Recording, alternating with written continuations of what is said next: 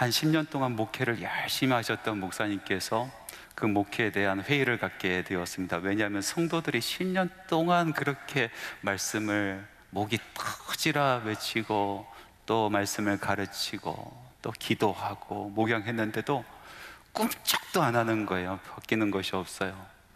그래서 이렇게 바뀌지 않는다라면 내가 무슨 목회를 더 이상 할 필요가 있겠는가, 하나님의 말씀 전에도 소용이 없지 않은가, 이런 생각을 하게 됐다라는 거예요. 그런데 여러분, 정말 그럴까요? 정말 바뀌지 않았을까요? 여러분, 복음이 자라나지 않았을까요? 여러분, 그 마음속에 있는 그 믿음이 깊어지지 않았을까요? 이런 말씀이 있습니다. 예수님께서 하신 비유의 말씀인데 같이 한번 읽어봅시다. 마가복음 4장 26절에서 27절 말씀입니다. 또 이르시되 하나님의 나라는 사람이 씨를 땅에 뿌린과 같으니 그가 밤낮 자고 깨고 하는 중에 씨가 나서 자라되 어떻게 그리 되는지를 알지 못하느니라. 이 짧은 비유의 말씀이 아주 큰 의미를 담고 있습니다. 복음이 심어지면 반드시 자라난다는 거예요. 믿음이 싹이 나면 반드시 그 믿음이 자라난다라는 것입니다. 말씀해 보니까 어떻게 그리 되는지 알지 못하되 합니다. 우리는 그것이 어떻게 그렇게 되는지 알지 못합니다. 그런데 분명한 것은 복음은, 믿음은 자라난다라는 사실입니다. 그건 변함없는 것이다라는 것입니다. 간혹 가다가 정말로 하나도 바뀌지 않고 하나도 자라는 것 같지 않아 보이는 분들도 계십니다. 저는 이런 생각을 합니다. 그분들은 둘 중에 하나예요. 요요 현상이 왔거나 아니면은 훨씬 더 나빠질 사람인데 말씀이 그 안에 들어가고 믿음이 그 안에 그나마 있기 때문에 지금 그 모습 유지할 수 있지 않은가, 그런 생각을 해봅니다. 오늘 읽은 말씀해 보니까 아브라함의 믿음이 바뀌었어요. 아브라함의 믿음이 자라났습니다. 이 말씀을 통해서 믿음이 성장하고 믿음이 자라나는 세 가지 단계에 대해서 여러분들과 오늘 말씀을 나누려고 합니다. 정상적인 믿음이라면 아브라함의 믿음이 변하고 아브라함의 믿음이 자라나는 것처럼 우리의 믿음도 변하게 되어 있습니다.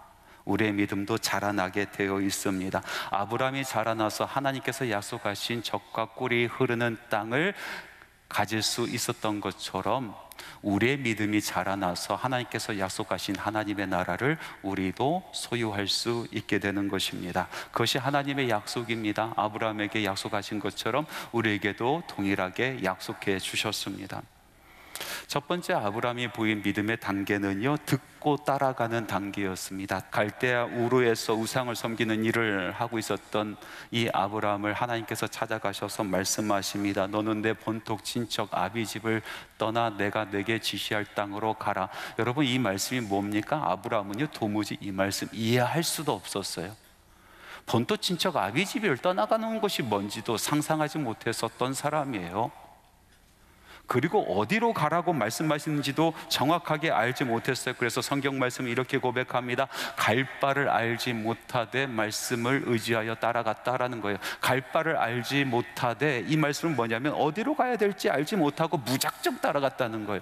그 말의 뜻도 알지 못했어요. 그런데 한 가지, 그 말씀이 나를 향한 말씀이다라는 거, 나를 살리는 말씀이다라는 거 분명히 알았습니다. 그것은 하나님의 말씀이라는 것을 알았어요. 그리고 자기가 그 말씀을 거부할 수 없는 것을 알았어요.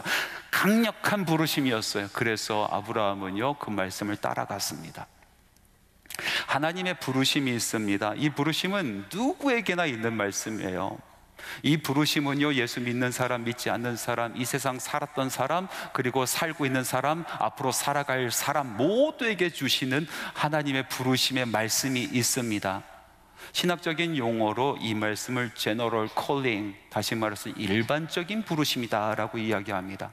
하나님께서는 사람들을 부르시는데요, 그 부르심은 여러 가지 방법으로 부르십니다. 저와 같은 설교가를 통해서 말씀을 전하게 하여, 또 전도자를 통하여 말씀을 전하게 하여 부르시기도 하고, 교회에서 흘러나오는 찬양 소리를 통하여 사람을 부르시기도 하고, 그리고 자연의 경이스러운 그 모습을 통하여 하나님께서는 그 영혼을 부르시기도 하고, 삶의 어려운 처지에 놓이게 되어서 간절히 자기 자신을 돌아볼 때에, 자기를 성찰할 때 그때 하나님께서 부르시기도 하고, 심지어는 아주 하찮은 민물의 소리를 통하여 하나님께서는 영혼을 부르시는 거예요. 그것이 제너럴 콜링, 일반적인 부르심입니다. 그러나 그 음성을 듣고 나를 부르시는 음성이다라는 것을 알아차리는 사람은 그리 많지 않습니다. 대부분은 듣긴 들어도 듣지 못하고 보긴 보아도 보지 못하는 사람들입니다. 이 하나님의 부르심을 듣고 나를 향한 부르심이다라는 것을 알아차리는 사람들은 하나님께서 택정하신 분, 하나님께서 부르기로 작정하신 바로 그 사람들이 알아듣는 것입니다. 그 사람들에게는 그 음성이 아주 특별하게 들리는 것입니다. 어떠한 음성이든 나를 부르시는 그 음성이라는 것을 특별히 여기는 것입니다. 그래서 신학적인 용어로 이 부르심을 special calling, 다시 말해서 특별한 부르심이다 라고 이야기하고 있습니다. 양이 목자의 음성을 듣고 자기의 목자라는 것을 알아차리는 것처럼 이 부르심, 그 소리가 어떠한 소리든 나를 부르시는 소리, 다른 사람이 아니라 지금 이 순간 나를 부르시는 소리라는 것을 깨닫고 알고, 그 사람들은 모든 것을 내려놓고 그 말씀을 따라간다는 것입니다. 그 부르심은요, 불가항력적입니다. 거부할 수 없는 것입니다. 너무나 강력한 부르심이기 때문에 순종하며 따라가게 되는 겁니다. 한 목사님을 통해서 귀한 간증을 들었습니다. 이 목사님께서 예수를 믿게 된 그런 이야기를 해주셨는데요, 고등학교 2학년 때 일이었다 합니다. 그날도 한 일 없이 동네 친구들과 함께 골목길을 어슬렁거리고 있는데 멀리서 둥둥거리는 북소리를 듣게 되었습니다. 그 산동네에 있었던 작은 교회에서 울려 퍼지는 북소리였습니다. 자주 듣던 소리입니다. 찬양하면서 치던 북소리니까 얼마나 자주 들었겠습니까? 그런데 그날따라 그 북소리가 너무나 가까이 들리고 그 북소리가 자기의 심장을 쿵쿵 울리는 것을 느꼈습니다. 교회당의 문을 열고 뒤에 앉아 있었답니다. 목사라는 사람이 앞에 나와서 주저리 이야기하는데 무슨 소리 하는 건지 하나도 알지 못하는 그런 상황이었습니다. 딱 한 가지 알 수 있었던 것이 있는데, 그 소리가 어찌 자기를 향하여 하는 소리처럼 들렸다는 거예요. 도대체 저 사람이 나를 향하여 무슨 말을 하는가 궁금해지기 시작해서 그 다음에도 그 교회당을 찾았습니다. 그리고 마침내 예수 그리스도의 십자가의 은혜와 사랑을 깨닫게 되었다라는 그런 고백입니다. 아브라함이 내 본토 친척 아비집을 떠나 내가 내게 지시할 땅으로 가라 하신 그 말씀, 이 말씀은요 정말 밑도 끝도 없는 말씀이에요. 무슨 뜻인지 알지도 못하는 말씀입니다. 무엇을 해야 될지 알지도 못하는 말씀인데, 한 가지 분명한 것은 그 말씀이 나를 살리는 말씀이요, 그 말씀이 나를 부르는 말씀, 내가 거부할 수 없는 말씀, 내가 모든 것을 놓고 따라가야 되는 말씀으로 들렸다라는 것입니다. 여러분, 이것이 믿음의 첫 번째 단계예요. 하나님께서 특별히 부르시는 그 부르심에 아멘하고, 그 뜻이 무엇인지 알지 못하지만은, 내가 이걸 따라가서 어떤 인생을 살게 될지 알지 못하지만은, 그러나 거부할 수 없어서 따라오게 되는 그 믿음, 그것이 믿음의 첫 번째 단계입니다. 오늘 이곳에 많은 분들이 함께 모여 예배하는데, 여러분들 중에서 그 소리를 듣고 오신 분들 분명히 계실 줄 믿습니다. 여러분들을 향한 소리입니다. 바로 그 소리입니다. 인생을 바꿀 소리입니다.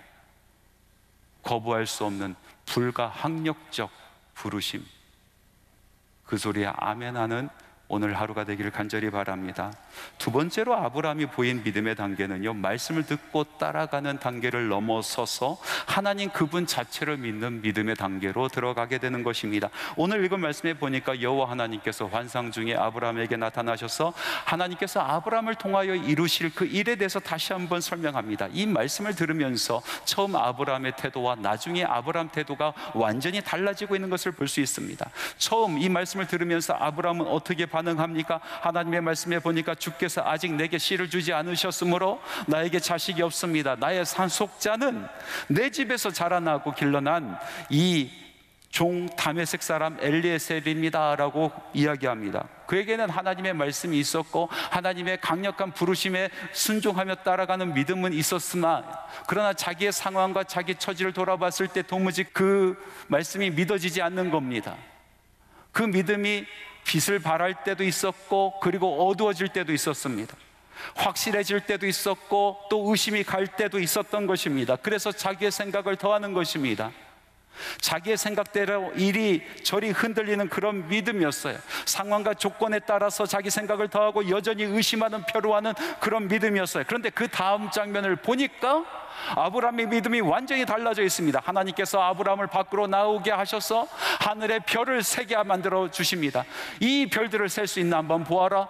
내가 네게 자손을 이 별들처럼 많게 하리라 라고 말씀하고 계십니다. 이제 듣기만 했었던 그 세상을 눈으로 보게 하시는 것입니다. 비전을 갖게 되는 것입니다. 하나님께서 자기 삶 가운데 역사하실 그 비전을, 펼치실 그 세상에 대한 그 비전을 가슴에 품게 되는 것입니다. 그리고 아브라함이 완전히 달라지기 시작합니다. 그리고 고백을 합니다. 그 고백의 말씀, 창세기 15장 6절 말씀 같이 한번 읽어봅시다. 아브라함이 여호와를 믿으니 여호와께서 이를 그의 의로 여기시고. 아브라함이 무엇을 믿었다고 합니까? 그전에는 말씀을 믿고 그것을 따라갔는데 지금은 아브라함이 여호와 하나님을 믿었어요. 말씀 따라 쫓아왔었던 아브라함이 이제 비전을 보여주신 하나님을 믿게 되는 것입니다. 말씀만 믿은 것이 아니라 말씀하신 바로 그분, 그 하나님을 믿는 믿음으로 올라서게 되는 것입니다. 그 믿음을 보시고 하나님께서는 그 아브라함을 의롭다라고 여겼다라는 것입니다. 이 믿음은 자기가 결단하여 갖는 믿음이 아니라 하나님께서 보여주시고 하나님께서 우리에게 주시고, 그리고 그것을 부여잡을 때에 우리 안에 있게 되는 믿음을 이야기하는 것입니다. 하나님께서 믿게 하신 믿음이라는 것입니다. 하나님께서 믿게 하신 그 믿음을 보시고, 하나님께서 그를 보시고 그 믿음을 보시고 의롭다라고 여기신 것입니다. 하나님께서 주신 믿음, 하나님께서 믿게 하여 믿게 된 그 믿음에 대해서는 마태복음 16장에 또 한 번 나오지 않습니까? 제자들과 함께 예수님께서 빌립보 지방으로 가실 때였습니다. 예수님께서 제자들에게 물어봅니다. 사람들은 나를 누구라 하느냐? 그리고 너희들은 나를 누구라 하느냐? 그때 시몬 베드로가 고백합니다. 주는 그리스도시요 살아계신 하나님의 아들이니이다. 여러분, 베드로가 이 고백하기 훨씬 이전에 예수님의 말씀을 붙들고 따라가는 믿음이 있었습니다. 어부로서 살아가는데 정말 힘든 삶을 살았습니다. 밤새도록 고기를 낚았지만 한 마리도 잡지 못하는 바로 그때 예수님께서 베드로를 찾아와 주십니다. 그리고 말씀하십니다. 나를 따르라. 내가 너를 사람 낚는 어부가 되게 하리라. 밑도 끝도 없는 말씀입니다. 무슨 말씀인지 알지 못합니다. 사람 낚는 어부 해본 적도 없고 사람 낚는 것이 무엇인지 알 수도 없는 그런 말씀입니다. 그럼에도 불구하고 베드로에게는 그 말씀이 자기를 부르시는 말씀이라는 것을 깨달았습니다. 거절할 수 없는 불가항력적 부르심이라는 것을 알았습니다. 그래서 모든 것을 놓고 예수 그리스도를 쫓아가는 것입니다. 그 후로도 그 믿음은요, 환경에 따라서 이리 흔들리고 저리 흔들렸습니다. 자기의 생각에 따라서 이렇게 바뀌고 저렇게 바뀌기도 하였습니다. 그런데 오늘 이 말씀 속에 주는 그리스도시요 살아계신 하나님의 아들이니다 라고 고백하는 이 말씀 속에 있는 그 믿음은 차원이 다른 믿음입니다. 상황에 따라서 환경에 따라서 변화되는 그런 믿음이 아니고 자기 생각에 따라서 이리 갔다 저리 갔다는 그런 믿음도 아닙니다. 이 믿음은 결단하여 받은 믿음도 아닙니다. 자기가 결단하여 움켜잡은 믿음도 아닙니다. 예수님께서 말씀하여 주십니다. 이 믿음이 어디서 왔는가? 이 고백이 어디서 왔는가? 혈과 육이 아니요 하늘에 계신 하나님의 아버지로부터 왔다라고 얘기하고 계십니다. 하나님께서 주신 믿음이라는 것입니다. 우리의 믿음이 두 번째 단계로 올라서는 그 순간은 내가 믿는 것이 아니요 하나님께서 내게 주신 그 믿음을 가지고 하나님을 바라보며 하나님을 의지하며 따라가는 믿음이 되는 것입니다. 그 믿음을 보고 하나님께서 우리를 의롭다라고 말씀하고 계시는 것입니다. 이것이 믿음이 자라나는 두 번째 단계입니다. 믿음은 여기서 멈추지 않습니다. 믿음이 자라나서 아무런 조건 없이 하나님 그분을 믿는 그 믿음에서 한 발 더 나가 또 다른 믿음의 단계, 믿음의 세계로 나아가는 것입니다. 그것은 하나님과 동행하는 단계입니다. 하나님과 동행하는 단계. 하나님께서 의로 여기시는 그 믿음을 가진 아브라함은 이제 모든 것이 다 되었다, 나는 하나님으로부터 인정받았다 하면 하나님의 뜻과 상관없이 자기 마음대로 살아가는 인생을 살지 않았습니다. 오히려 모든 것을 하나님께 맡기고 하나님께서 시작하셨으니 하나님께서 이루어 주신다라는 것을 믿고 신뢰하며 하나님을 붙잡았습니다. 어떻게 그렇게 할 수 있었을까요? 그 다음 단계 믿음으로 어떻게 올라갈 수 있었을까요? 그것은 하나님께서 보여주신 확증 때문에 그랬습니다. 하나님의 약속하심에 대한 확증이 필요했습니다. 아브라함이 물어봅니다. 주 여호와여, 주께서 말씀하신 그것이 나의 삶 가운데 이루어지는 것을 어떻게 알 수 있겠습니까? 어떻게 나의 자녀들이 저 하늘의 별처럼 많아질 수 있고 하나님께서 약속하신 젖과 꿀이 흐르는 그 땅이 어떻게 나의 소유가 될 수가 있겠습니까? 그렇게 물어봤을 때 하나님께서는 아브라함에게 아주 희한한 것을 명령하십니다. 하나님께서 아브라함에게 명하시기를 3년 된 암소를 가지고 와라, 3년 된 암염소를 가지고 와라, 3년 된 순양을 가지고 와라, 산비둘기와 쥐비둘기를 가지고 와라. 살아있는 그 짐승을 하나님 보는 앞에서 둘로 갈라놓게 만들어 버리십니다. 살아있는 짐승을 갈라놓으니 그곳에 피가 낭자합니다. 왜 이런 일을 하셨을까요? 당시 고대 근동에 보면은요, 두 사람이 약속을 하면은 꼭 해야 되는 절차가 있어요. 그것은 짐승을 가지고 와서 그 짐승을 그 약조를 하는 사람과 함께 반으로 쪼개 놓습니다. 그리고 그 사이를 지나가는 거예요.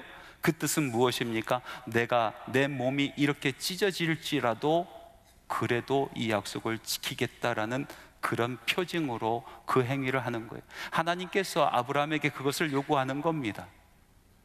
이 약속이 이루어지는 것, 몸이 찢어질지라도 그것을 이루겠다라는 것을 보여주시기 위해서 날이 저물는데 아주 신비롭고 희한한 일이 벌어집니다. 하나님의 여호와의 불꽃이 내려와서 그 찢어진 짐승 사이를 지나가는 거예요. 하나님께서 그 사이를 지나가시는 겁니다. 아브라함은 지나가게 하지 않으십니다. 오로지 하나님만 지나가십니다. 무슨 뜻입니까? 내가 내게 약속한 바로 그것, 내 몸을 찢어서라도 반드시 이루리라. 아브라함은 그 순간 하나님을 달리 보게 되었습니다.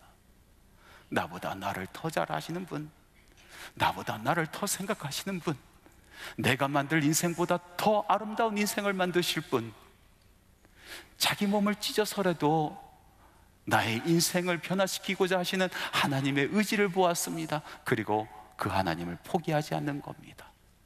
모든 것을 내려놓는 겁니다. 그리고 하나님만 전적으로 신뢰하고 하나님과 동행하는 것을 결단하는 것입니다. 초대교회 성도들을 보면요, 그의 삶이 전적으로 예수 그리스도를 의지하는 삶이었다는 것을 우리는 알 수가 있습니다. 기근과 박해가 심했던 때입니다. 이 이야기는 뭡니까? 그냥 살기도 힘들었었던 때입니다. 그냥 먹고 살기도 힘들었었던 때에 사람들이 박해하는 예수까지 믿는 삶을 살았다는 거죠. 얼마나 그 힘든 나날을 보냈을까요? 얼마나 아픈 나날을 보냈을까요? 그럼에도 불구하고 초대교회 성도들은 자기의 믿음을 지켰을 뿐만 아니라 하나님의 나라를 위하여 자기의 모든 삶을 던졌어요. 능력이 나타납니다. 어떻게 그럴 수 있을까? 지식이 많아서요? 여러분, 당시에는요, 글을 읽지 못하는 문맹이 대부분이었어요. 우리처럼 하나님에 대해서 많이 알지도 못했고 예수 그리스도에 대해서 많이 알지도 못했던 사람들이에요. 그럼에도 불구하고 그들은 하나님을 알았어요. 예수님을 알았어요. 우리처럼 입을 열어서 성령님의 역사하심이 무엇인지 신학적으로 이야기하지 못하지만은, 그러나 그들의 삶 가운데는 성령님의 역사하심이 끊이지 않았단 말이죠. 어떻게 그것이 가능했습니까? 그것은 예수님과 동행하는 삶이었어요. 그 안에 능력이 있었던 겁니다. 그 안에 변화가 있었던 거예요. 하나님의 임재 연습이라는 기독교 고전이 있어요. 17세기 프랑스 수도사였었던 노렌스 형제의 그 편지들, 또 다른 사람들을 상담했었던 그 상담의 내용들, 그리고 그의 생애를 짤막하게 소개하는 아주 짧은 글입니다. 영성훈련 교재로 아주 중요한 교재로 사용하고 있습니다. 이 노렌스 형제는요, 아주 가난한 집안에서 태어나서 어려서부터 노동하며 살았습니다. 너무나 가난해서 군에 입대하였습니다. 먹고 살려고 군에 입대했는데 30살쯤 되었을 때 그만 부상이 되어서 군대에서도 쫓겨나게 되었습니다. 그러다가 하나님의 은혜를 체험하고 깔멜 수도원으로 들어갑니다. 그 나이가 30살 중반이었어요. 30살 중반에 수도원에 들어갔으니 뭐 할 수 있는 것이 있겠습니까? 아는 것이 제대로 있었겠습니까? 먼저 와 있었던 사람들, 아주 똑똑한 사람들, 화려한 사람들, 그 사람들이 앞에 나와서 예배를 인도하고 말씀을 전하고, 사람들이 오면은 영성 상담도 하고, 모든 것, 화려한 것, 눈에 띄는 것은 다 그 사람들 독차지였습니다. 이 노렌스 형제가 할 수 있는 것은 아무것도 없었어요. 그래서 허드렛 일을 하는 사람이 되었습니다. 그곳에서 부엌에 들어가서 하루 종일 감자 깎는 일을 하였습니다. 다른 수사들의 신발, 냄새나는 그 신발을 수선하는 일을 감당하는 일을 하였습니다. 근데 하루하루가 다르게 이 노렌스 수사가 변하기 시작하였습니다. 얼굴이 변하고 말투가 변하고 하는 말이 변하기 시작했습니다. 말의 깊이가 있기 시작하였어요. 사람이 변하기 시작하는 겁니다. 마을 사람들이 이 노렌스 수사를 찾아옵니다. 그리고 인생의 상담을 하고 신앙의 상담을 합니다. 심지어는 다른 수사들까지 이 노렌스 수사를 찾아왔고, 그리고 어렵고 힘들 때마다 이 수도원의 원장조차도 노렌스 수사를 찾아갑니다. 하는 일마다 주님, 지금 나와 함께 계시죠? 주님, 지금 나의 숨소리를 들으시죠? 주님, 지금도 여전히 나는 주님을 사랑합니다. 끊임없이 하나님의 임재 연습을 하였습니다. 자기 일상의 삶 가운데 주님을 찾았어요. 일상의 삶 가운데 주님을 떠나지 않으려고 몸부림치는 연습을 하였습니다. 그렇게 주님과 더불어 살아가다가 노렌스 형제는 그의 표정이 예수님처럼 바뀌게 되었고, 그의 말투도, 그의 말도, 삶의 뜻도 예수님과 같아졌습니다. 그는 이런 말을 남깁니다. 하나님과의 대화는 특별한 때에만 하는 것이 아니라 일상생활 전체를 통해 지속되어야 한다. 나는 자주 하나님의 임재를 잃어버립니다. 하지만 실망하지 않고 다시 하나님께로 돌아갑니다. 이것이 바로 임재 연습입니다. 여러분, 여러분의 삶 가운데 주님을 찾으시기 바랍니다. 주님과 동행하십시오. 끊임없이 고백하십시오. 끊임없이 사랑하십시오. 끊임없이 감사하십시오. 여러분의 마음속에 주님을 떠나보내지 마십시오. 제겐 인생에 아주 큰 소망이 있습니다. 제 평생에 우리 주님 바라보며 살아가는 것, 우리 주님 그 이름 부르며 살아가는 것. 내가 힘들 때도, 어려울 때도, 흥할 때도, 망할 때도, 기쁠 때도, 슬플 때도 우리 주님 손 놓지 않는 것. 내가 숨쉬는 모든 순간순간이 우리 주님께 기도가 되는 것. 그렇게 에녹처럼 주님과 동행하다가 우리 주님 부르시는 그날 우리 주님 만나러 가는 것. 믿음의 세 번째 단계입니다. 주님과 동행하는 삶, 주님을 바라보는 그런 삶. 여러분, 우리가 우리의 의지로 거룩해질 수 있습니까? 여러분, 우리가 아무리 의지가 강해도 우리의 삶을 거룩하게 만들 수가 없습니다. 우리가 혀를 깨물고 다짐해도 우리는 거룩해지지 않습니다. 그러나 우리가 주님의 이름을 부를 때, 우리 안에 예수 그리스도께서 살아계실 때에, 내가 그 손 놓지 않고 살아갈 때에, 그 얼굴 매일 바라보고 살아갈 때에, 그 음성 매일 귀 기울이고 살아갈 때에 우리는 예수님 닮아가는 겁니다. 그러면서 거룩해지는 겁니다. 사람이 변해요.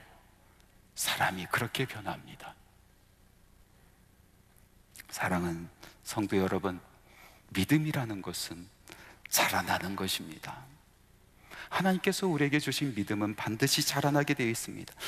부부 생활에 오랫동안 부부가 함께 지내면서 서로 닮는 것, 너무나 당연한 일 아니겠습니까? 마찬가지로 우리가 예수님과 더불어 함께 오랫동안 살아가다 보면 우리도 예수님 닮는 것입니다. 오늘 말씀에 보니까 아브라함의 믿음이 변했어요. 부르심, 그 부르심이 나를 향한 부르심이다라는 것을 깨닫고 불가항력적 그 부르심 부여잡고 따라 나섰던 그 믿음이 이제 부르신 그 하나님의 그 말씀을 믿는 것을 넘어서서 하나님 부르신 그 하나님 자체를 믿게 되었고, 그리고 이제 주님께서 내 몸 찢어서라도 그 약속한 것 지키겠다라고 하신 그 말씀 부여잡고 하나님과 동행하는 믿음으로 바뀌게 되었습니다. 저와 여러분의 믿음도 바뀝니다. 자라납니다. 주께서 말씀하셨습니다. 너희 안에 착한 일을 시작하신 이가 그리스도 예수의 날까지 이루실 줄을 확신하노라.